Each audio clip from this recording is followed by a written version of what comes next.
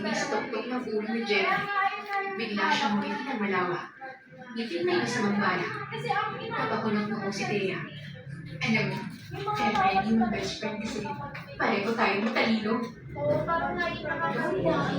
na. Gawin mo yung biro ko. Pero may mga ganun pa rin naman sinabi. I don't care. Pero ayun na Sagot niya, sabay kibit baliya. Ilang araw ang lumipas, at heto na nga sila, nasa Quiapo. Halos nilahin na siya pabalik ni Thea. Pilit siyang pinapaisip na mabuti. Pero una, ang desisyon ni Jenny. Gato yung bahay niya si Atty. Calix Vergara. Sigurado ka ba talaga bibili ka ng gayungan? Tanong ng matandang babae na pili ng bilhan. Opo, bakit? I stay focused kasi aking control. Basta may tulong ng closer.